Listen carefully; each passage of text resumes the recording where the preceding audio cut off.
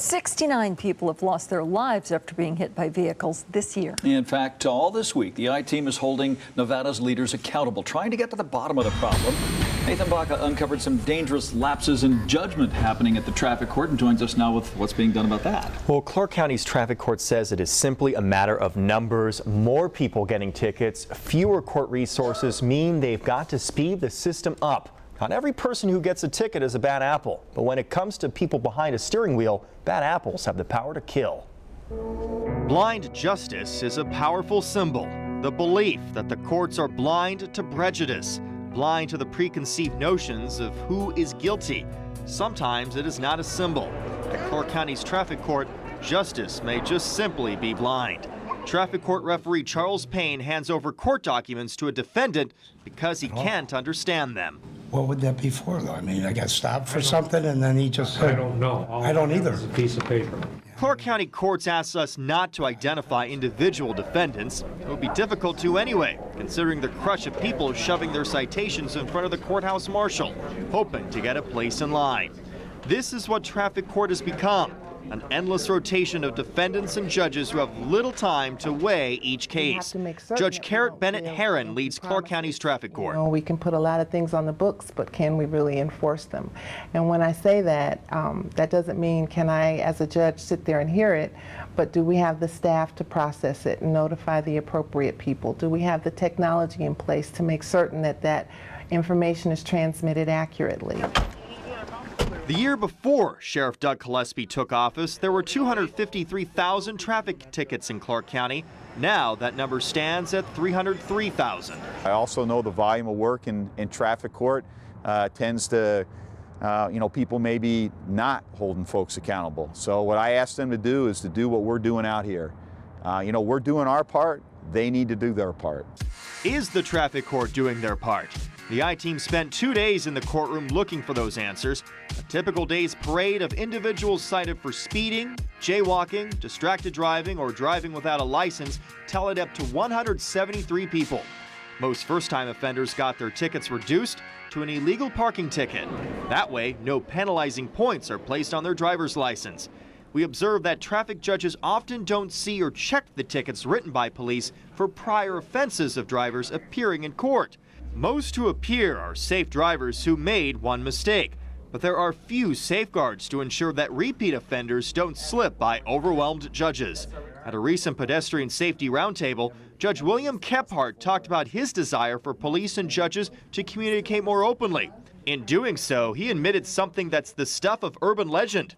Officers secretly communicated with judges in the recent past. For all of you that don't know what a J code was, on the pink citation up on the right, there was a box and it had a J code, and they'd give you a number like between 1 and 5, I think it was. It was the jerk code.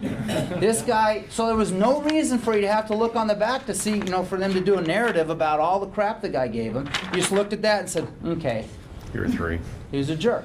You're a jerk. Why should I deal with you? It is unknown when the secret communication between judges and police ended. Judge Kephart admitted something more about how he decides traffic cases now. When you look at just a citation, they're very bland, especially your impersonal printout ones now. They're just, and I'll tell you, as a judge, when I see those and I can't read them, I'll tell you right now, I dismiss it. I don't even wait to hear it.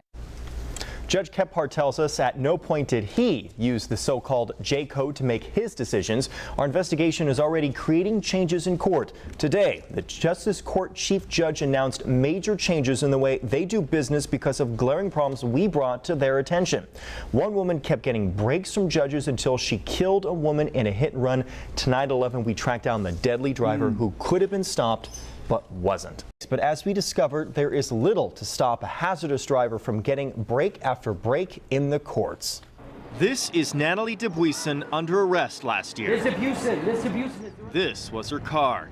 The driver of the car Dubuisson hit lay dying on Interstate 15. Natalie Dubuisson ran away.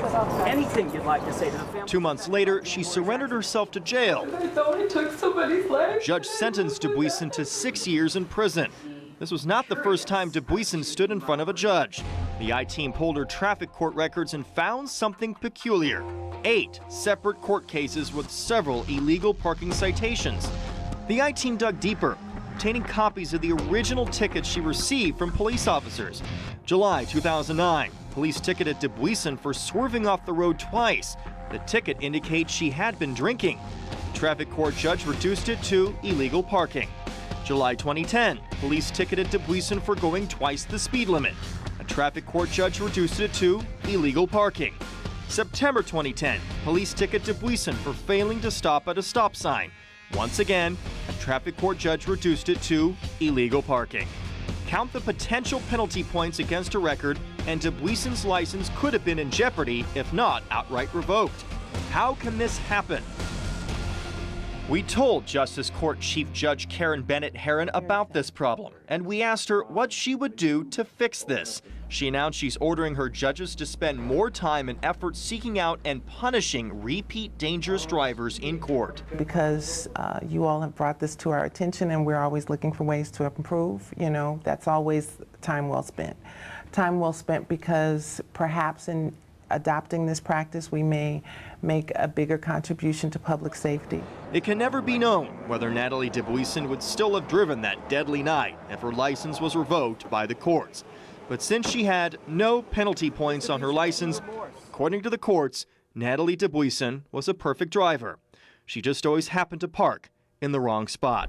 In reality, Dubuisson was bad at parking. In the end, she left her car on the freeway, ran away, and left a woman to die.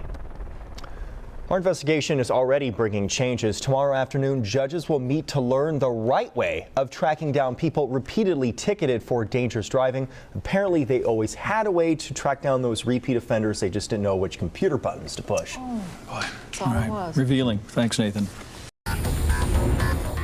An I-Team investigation changes the way judges decide traffic ticket cases. Now, judges are getting a new tool designed to stop dangerous drivers from getting repeated breaks in court. The I-Team's Nathan Baca follows up on the Road Map to Safety series to show how this change could make our streets safer. Well, we highlighted how traffic court judges didn't know how or either didn't have the capability to really find out, check on prior tickets for dangerous drivers. Now, we told the chief judge of Clark County Justice Court and got action with immediate policy changes.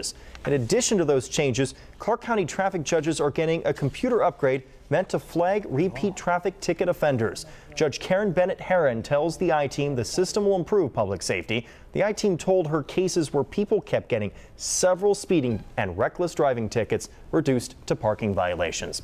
Clark County commissioners agreed this morning to the computer upgrade costing $1 million. The money comes from traffic ticket fees. The judge's new computer system is expected to work by October. In the meantime, traffic judges are capping the number of daily cases at 100. That's in order to manually check every ticketed person's driving history. That means you have to go to traffic court, show up a little bit earlier in the morning because it's a first come, first served basis. Even 100 seems like a lot in one day. It does, but some days they see 200, 300. Well, that's amazing. All right.